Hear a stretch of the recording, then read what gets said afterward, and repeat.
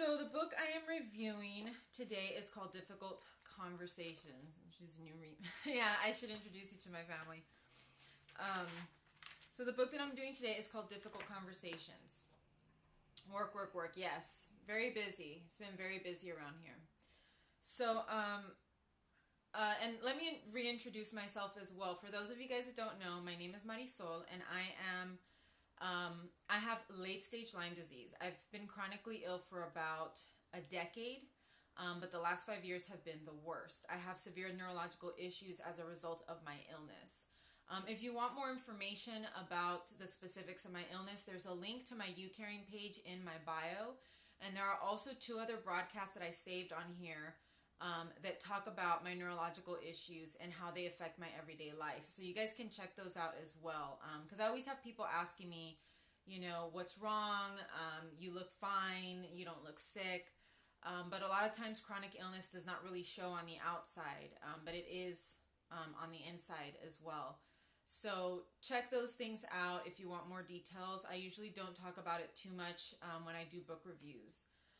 Some of you guys were with me in May. In May, I did a scope a day for Lyme Awareness Month. So there was a lot of stuff about Lyme disease and chronic illness that month. You can find all of those broadcasts on YouTube. There's a link in my bio to my YouTube page so that you could check out all of the broadcasts that I did for the month of May. And there's a lot of information about my illness there as well.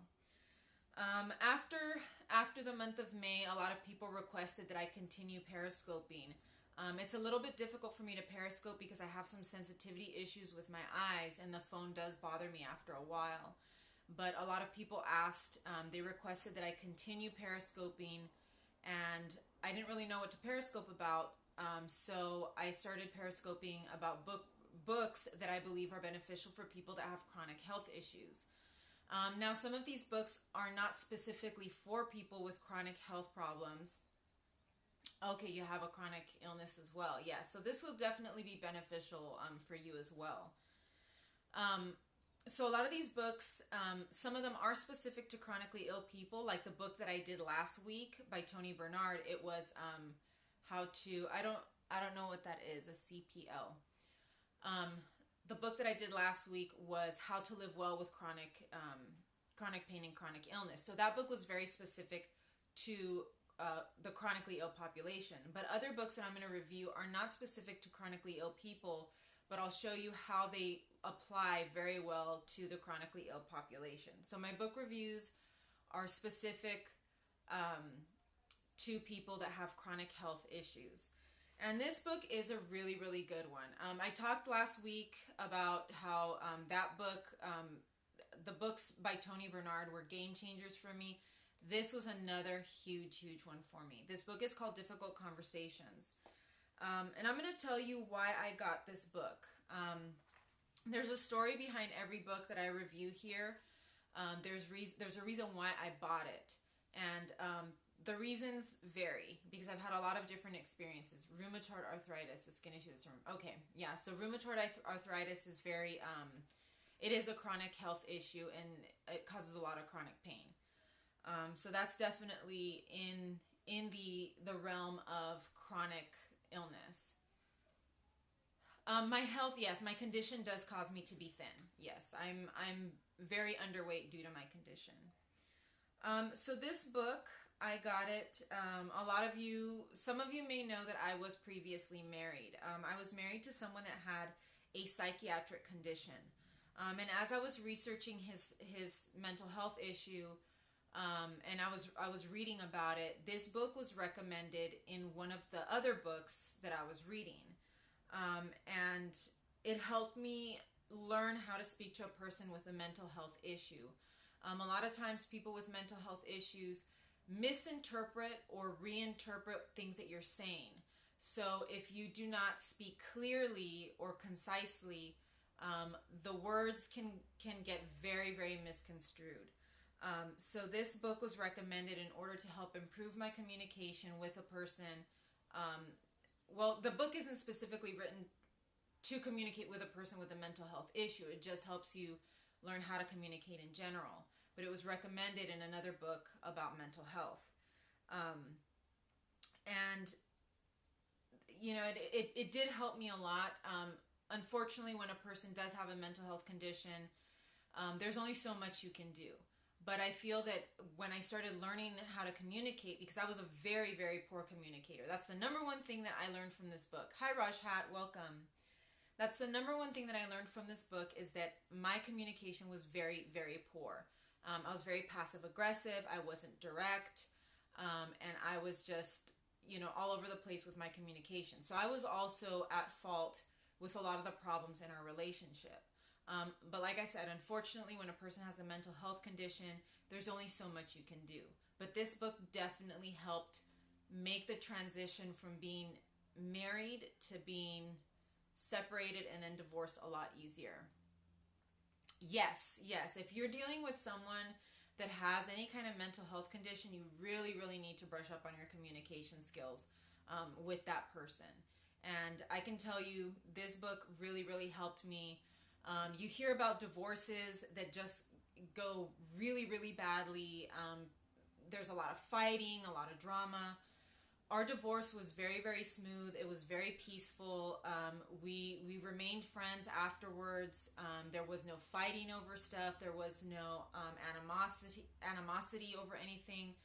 And I think a lot of that, I give this book a lot of credit for my divorce, my separation and my divorce going very, very smoothly. So I will tell you, this stuff does work. So, and I will tell you how it also applies to people that have chronic health issues, because I've also used it in situations where I'm dealing with doctors and people like that. So this book was written by Douglas Stone, Bruce Patton, and Sheila Heen. Douglas Stone is a lecturer at Harvard Law School. He's a founder of the Triad Consulting Group. He is a Harvard Law grad, and he is associate director of the Harvard Negotiation Project. Excuse my speech. I sometimes have speech issues and I stumble over words. Bruce Patton is a co-founder of the Harvard Negotiation Project. He pioneered the teaching of negotiation at Harvard Law School, where he's taught since 1981. And he is also a Harvard Law graduate. Sheila Heen is a lecturer on law at Harvard. She is also a founder of the Triad Consulting Group, and she is also a Harvard Law grad. So this book was written by Harvard Law graduates. So pretty good stuff, if you ask me. I would say that this book falls under self-help, psychology, management, and conflict resolution. So that's the type of book, or that's sort of the themes behind this book. The target audience is basically anyone. I think specifically this book was written for business people in order to learn to negotiate deals or negotiate with their employees and other coworkers. But the book does say that it can be used in any situation. It can also be used in family situations, family conflict. Like I said, it could be used to get through a divorce. It can be used in any kind of situation, really. So I don't want to say that it's just for business people and family, although I think it was written by business people, probably for business people, but if you read this book, you'll see that it is not so business oriented. Okay, so the focus of this book, it teaches, I don't want to say appropriate communication skills, but effective communication skills to use in difficult situations. So business deals, when you're negotiating with someone and they're not liking the business deal and they're feeling like they're kind of getting the short end of the stick, this book will help you with that.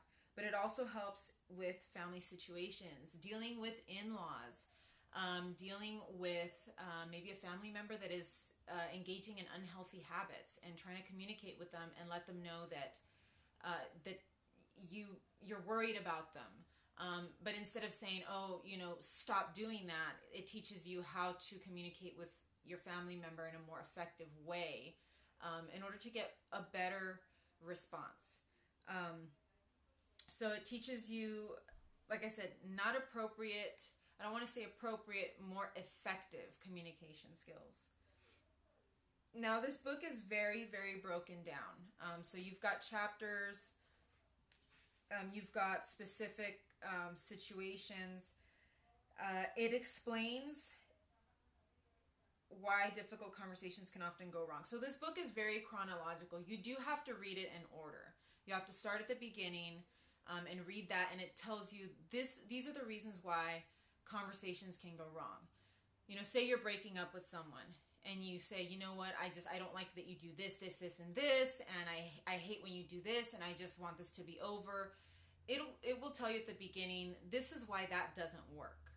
This is why certain things that you're doing do not work. So the book definitely tells you, it starts off with, this doesn't work, and this is how you make it work. And it explains why difficult conversations go wrong and how they go wrong and what to do in order to modify the conversation in order for it to go better. So it does address common problems and common mistakes that people make when they're having difficult conversations.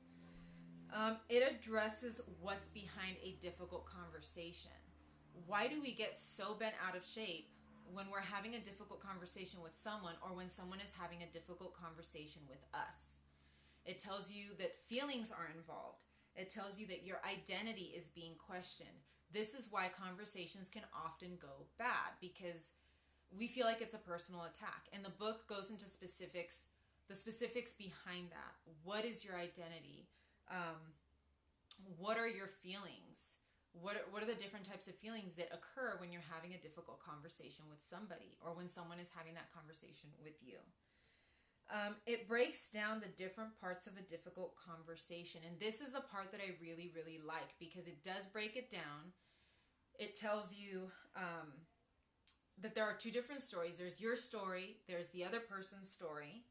There's the impact of each story. There's the intent behind each story. There's the contribution of each person. What did each person contribute to this specific problem? Your feelings, your identity issues. It gives you very, very specific parts of each difficult conversation. So I really like it. This book is very, very, very specific. It's very meticulous. And that can be a good thing or a bad thing. And I'll address that as well. It's a very, very thorough book. Very thorough. They get very specific. They include charts. So you do have charts in here that will break things down into parts for you.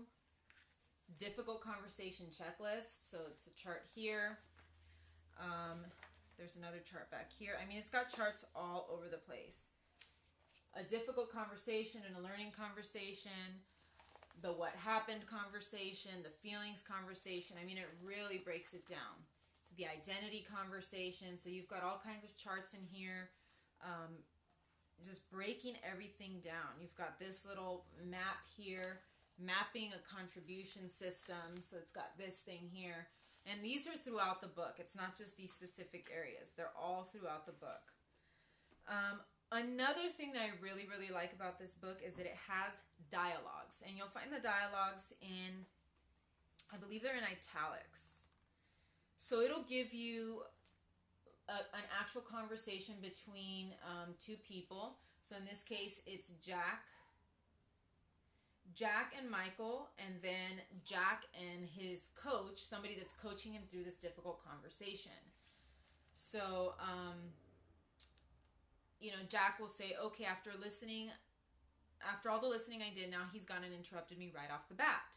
I didn't even get a chance to get the first sentence out. That's just how Michael is. He always interrupts, and I can never get what I think on the table. Then the coach tells him, this is where you have to be persistent, a little more assertive in getting your story out there. You can interrupt him to create space for what you're trying to say. You need to be very explicit that you are still explaining your view and you'd like him to listen. So you've got dialogues. There's another one too between a couple, and I think there's a girl and a guy, and it says, okay, well, I better get some sleep. I've got a big presentation first thing in the morning. And the girl says, so I'll see you on Thursday. And then the guy says, yeah, Thursday night, I should be home around 7. Then the girl says, okay, sleep tight. And then the guy says, good night, see you Thursday. So you have these dialogues that demonstrate to you more effective ways of having a conversation. So I like that they give you specific examples. You could even practice this with another person, almost like a script. So it gives you these scripts throughout the book.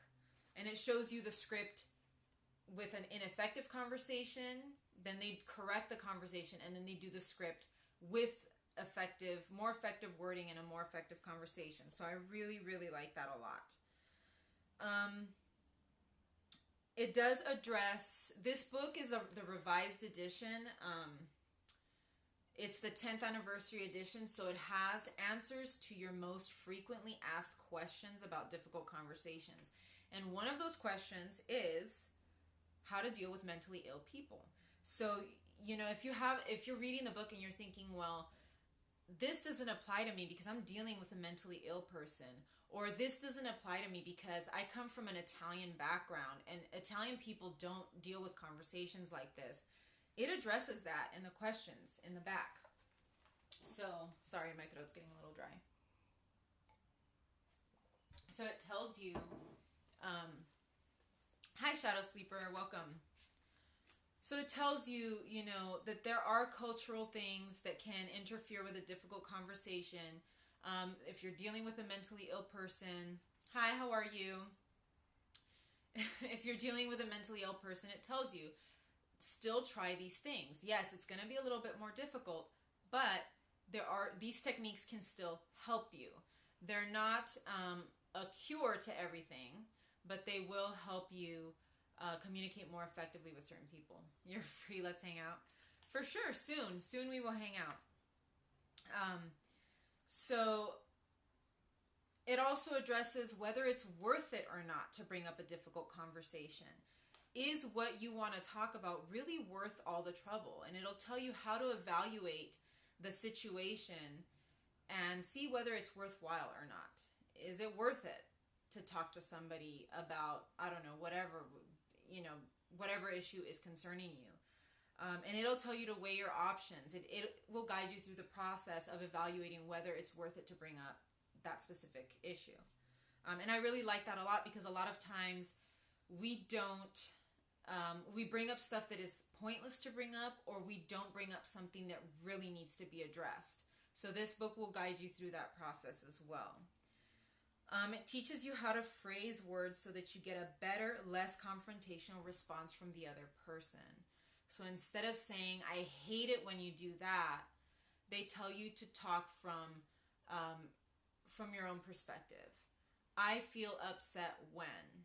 I feel sad when. You have to say that you have to sort of own your own feelings, basically. So it does tell you how to change your wording in order to not exacerbate the problem and make the other person get defensive. And it also, the other thing about this book that's really great is that it teaches you how to listen. So part of having a difficult conversation, a big part of having a difficult conversation is listening to the other person. It's if you're just expecting to read this book and just talk up a storm and get someone to see things your way, that's not what this book is about. It also teaches you how to listen so that other person can also listen to you. So it teaches you different ways to listen, and listening also does involve speaking as well. So, for example, in order for another person to know that you are listening to them, you say things like, so I'm feeling that you're angry about the situation and that you're upset. Am I right? Am I hearing you correctly? Did I interpret that properly? That kind of thing. That's how the other person knows that you're listening. Thank you for the hearts, by the way. So it teaches you how to listen, and that is also part of communicating. Listening is part of communicating. So there's a ton of stuff in this book. I can't go over everything because it's not a thick book, but it's full of information. I mean, it's literally just, every page is just tons of information. It's packed. It's completely packed. So I can't really get into all the specifics. I was really having a hard time writing a review for this book because I felt like I just had to explain the whole entire thing because there's just so much in it. But I'm just telling you the stuff that I really, really like about it. There's just too much in here to really address it. I just really love this book. What I don't, well, I can't say that I don't like this book, but what I might foresee that other people you need to read. Yeah, you do definitely need to read this book. But what I kind of think that other people may not like about this book is the fact that it does have tons of information, and it is very, very, very meticulous. That can be it can be tedious to get through. For someone that isn't really interested in this, it can be a tedious book to get through because there is just so much stuff in there. It can be overwhelming as well because there's just a lot of information. So it does. I enjoyed the book a lot. Hi, welcome back. I enjoyed the book a lot. So I got through it pretty well, but it does tend to be a little tedious, very, very specific, very meticulous. I mean, you could tell that this is written by some Harvard graduates because they leave no stone unturned. Anything that you've ever wanted to know about communication, it's in this book. So that's a really, really great thing for those of us that like to read and that are interested in improving our communication skills. But for people that just want sort of, I wouldn't say that it's a difficult book to read. It's, it's got plain English language. It doesn't have technical stuff in it. It's not, it's not a woo-woo type of book. It's not I wouldn't say that it's like a university textbook either. It's just a book written in plain English. But it is very specific. It is very meticulous. And for some people, that can be very, very tedious. It can be very overwhelming to follow all the different steps. You also have to probably reread this book a couple times in order to absorb all the information because it is packed with information. This book is it's almost 300 pages long, and every single page is just full of stuff. So if you're not a fan of just tons of information, if you're more of a leisure type of reader, I'm not sure that this book is for you. But I can't recommend this book enough, though. I don't want to say that it's not for you because it's for everybody, really.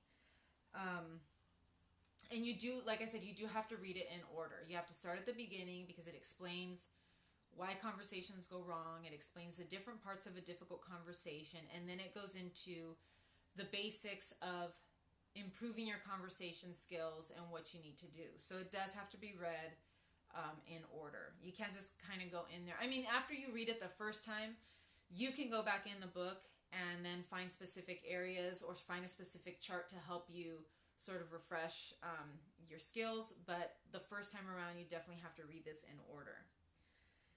So, how does this pertain to chronically ill people? So this is where it gets a little bit more, this is where I'm going to break it down for those of us that have chronic health issues.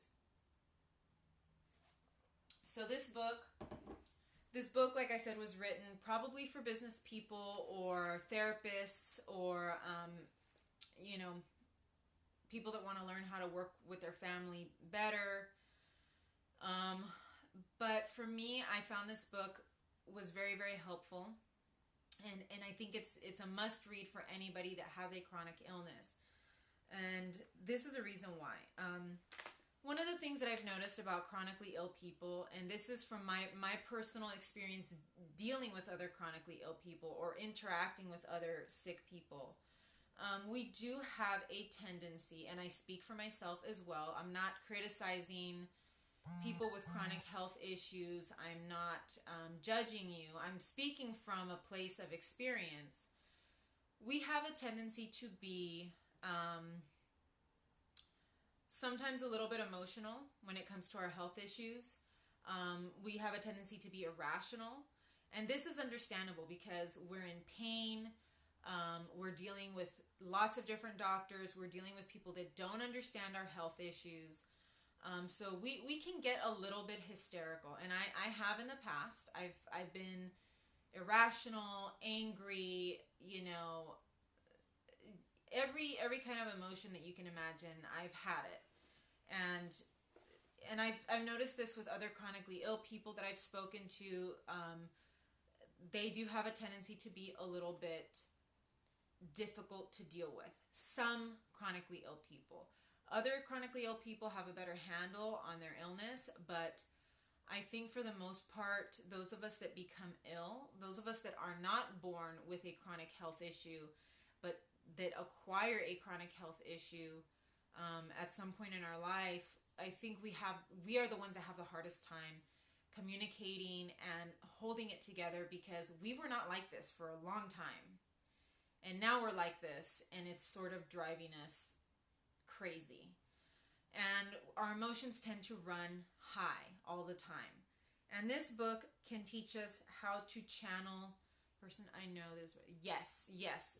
People with mental health issues also can benefit from this book, because they have a tendency to just run at a high volume all the time. And sometimes we need to bring that volume down a little bit, because especially chronically ill people who don't look sick, we tend to be labeled as hysterical. We tend to be labeled as head cases, and we're not doing ourselves any favors, and we're also not helping our cause or our illness. For example, I have Lyme disease, and I've met a lot of people with Lyme disease that I just can't deal with. And it upsets me, because these people are very bad representatives of our illness. If we want to be a better representative of our illness, we need to learn how to talk about it a little bit more effectively. And that's where I feel this book can benefit. This book can benefit our cause as a whole, because we learn how to speak more effectively about our issues. But at the same time, we also learn how to speak effectively with our doctors. So I'm going to give you an example of when I used the things that I learned in this book. As I've told you guys before in my other scopes, I don't just talk the talk, I walk the walk. I'm not just sitting here telling you, read this book, get this book, buy this book, whatever.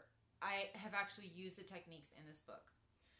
So a few years ago, when I started having the light sensitivity issues, I do. I definitely try to use whatever I learned from these books. I definitely try to use it out in the real world, so that people can see. And sometimes I periscope when I'm actually using these techniques out in the real world. That way you guys can see I am doing it. I'm not just sitting here blowing smoke.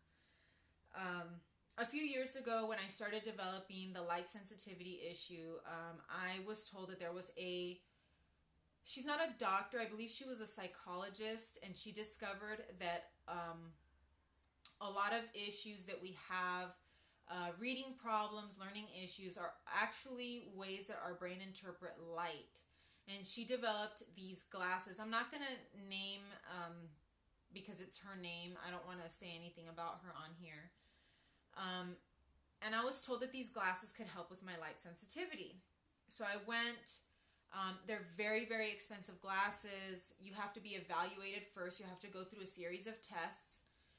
And you have to pay for those tests. And then you have to go through getting the glasses and the lens done specifically for your eyes. And that's another test. And then you have to pay for the lenses and pay for the glasses frames.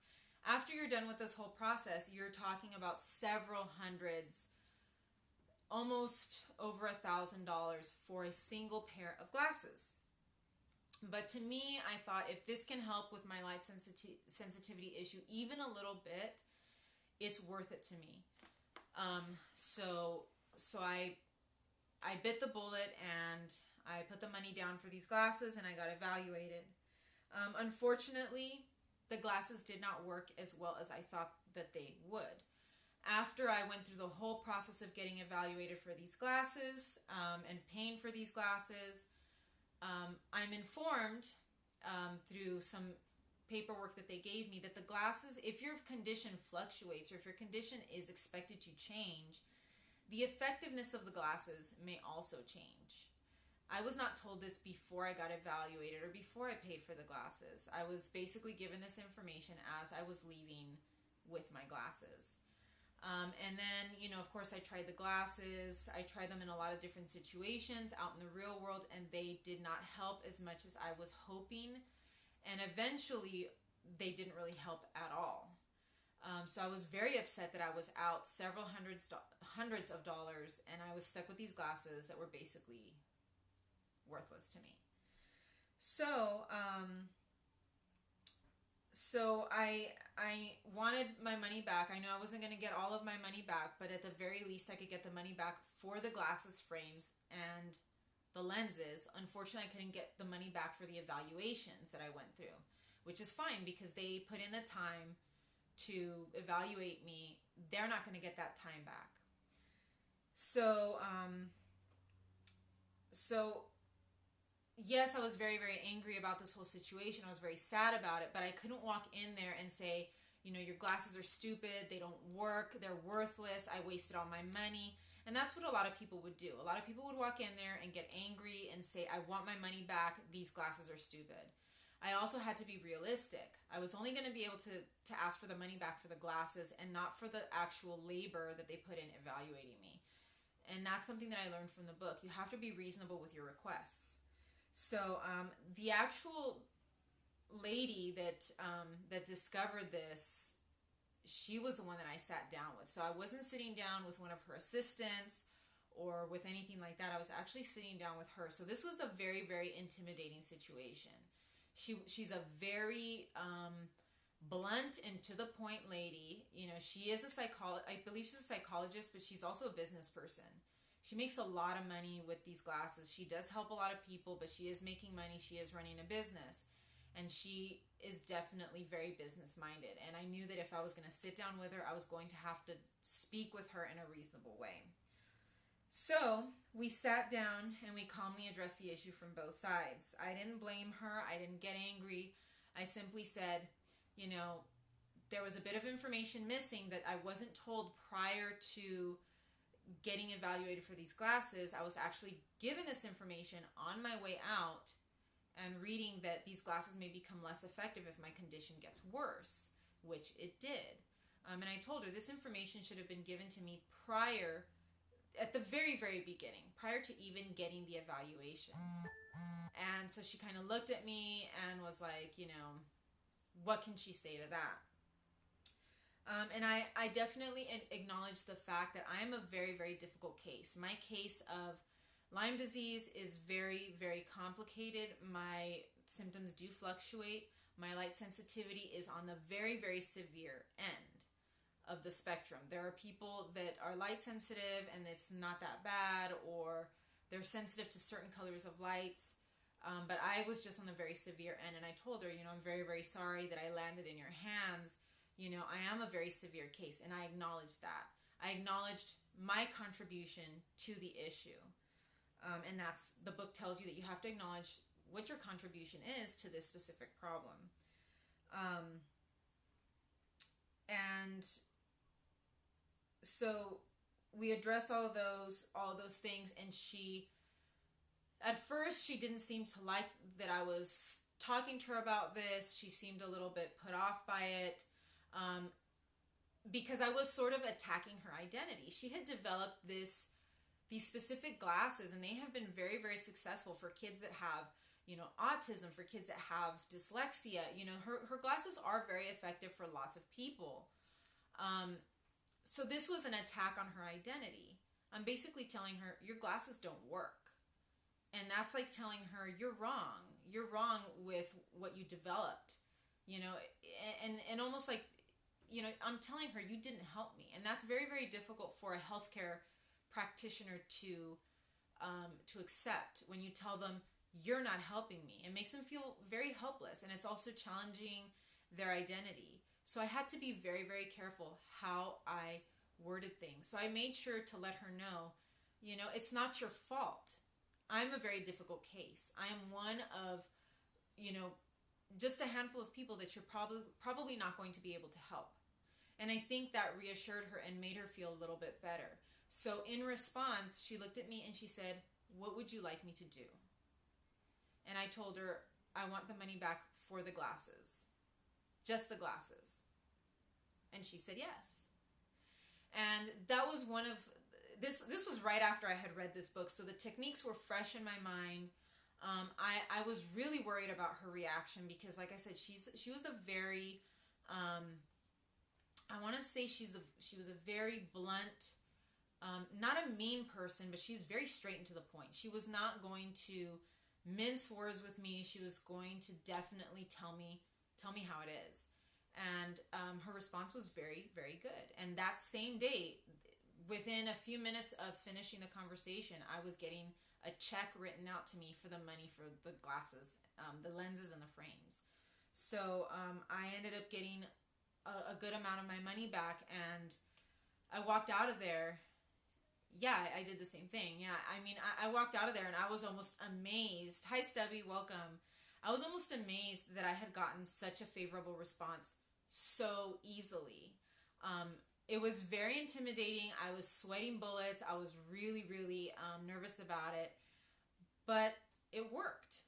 It worked. And I can definitely tell you that these techniques work. And like I told you at the beginning of this broadcast, I used a lot of these techniques with my ex-husband as well, who suffered from a psychiatric condition.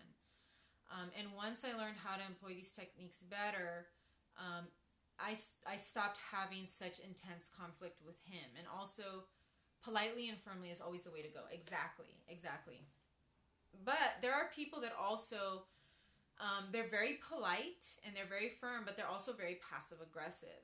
And you have to be direct. You cannot ask for something indirectly. You can be polite and firm, but you can also be very indirect. And, you know, there's some people that consider themselves very, very nice people, but they're very passive-aggressive. And they're constantly giving you those sort of insults, you know. So yeah, that can be, yeah, you got to keep it professional and you got to keep it mature. And this book will teach you how to do those things. And like I said, I prevented a lot of issues in my divorce by employing these techniques. I hear stories from people saying, you know, I got into a fight with my ex. We were fighting over, I don't know, a couch, something stupid. I mean, you know, I was able to, you know, I kept my engagement ring, you know, without a problem. I didn't want it. I didn't care. But he said, here, just keep it. You know, I got my PlayStation back. I mean, you know, you are all the salad. So if you employ these techniques, you can have a much easier life. And if you're a chronically ill person, you really, really have to learn how to talk to doctors, how to talk to your family and your friends about your illness without getting so worked up and bent out of shape. I was very upset for a long time that people were not accepting my illness. And I think I just wasn't addressing it properly, or I wasn't, you know, being reasonable with the way that I was talking about it.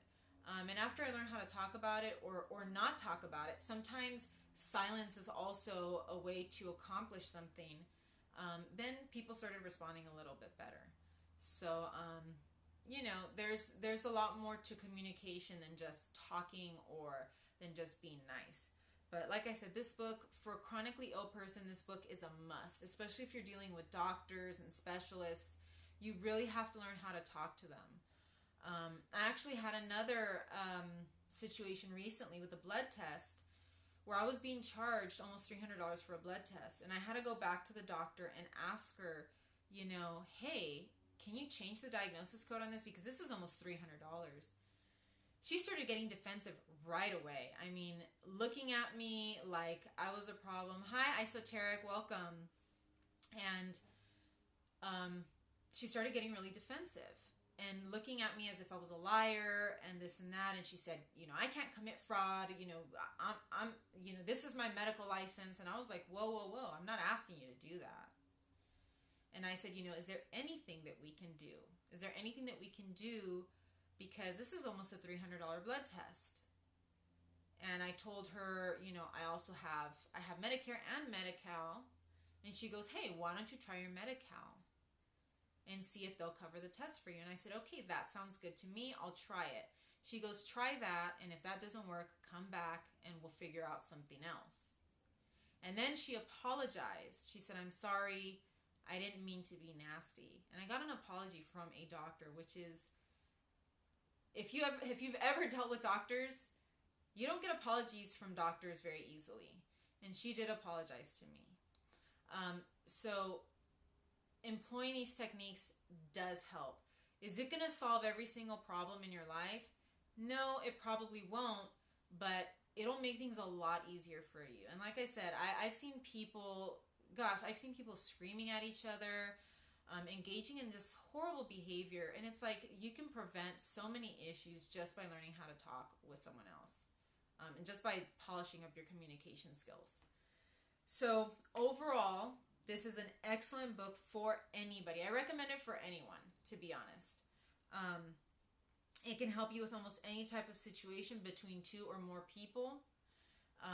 If you're having issues at work, get this book. If you're having issues at home, get this book. If you're having issues with your marriage, get this book. If you're a chronically ill person, definitely get this book. Learn how to talk about your illness.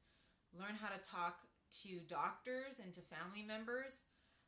Also, for those of us that are activists or advocates for our specific conditions, there's a specific way to talk about our conditions so that people will take us seriously.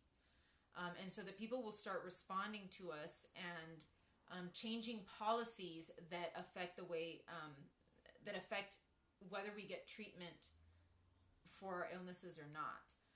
And that's, I think, something really, really huge, especially for people in the Lyme community. We need to start learning how to talk about our illness more effectively, without so much vitriol and anger, because there's a lot of anger.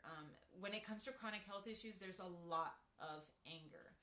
And we kind of have to lower the volume on the anger and raise the volume on seeing both sides of the issue. But like I said, overall, this book is a 10 out of 10 for me. I can't recommend it enough. It was another huge game changer for me. And I definitely recommend it to everybody. So that's it, you guys. If you're not following me on Twitter, follow me. It's hotsun100384. If you are watching the replay, follow me here and I'll follow you back. Check out my other videos from Lyme Awareness Month. They're on my YouTube page. The link is in my bio. There's also a link to my YouCaring page that gives you more specific information about my illness. And also check out my saved broadcasts on here that will also tell you a little bit more about what I have to deal with every day with my illness. Thank you so much for being here with me. Thank you for the hearts, and thank you for all the love. And I will see you again next Thursday.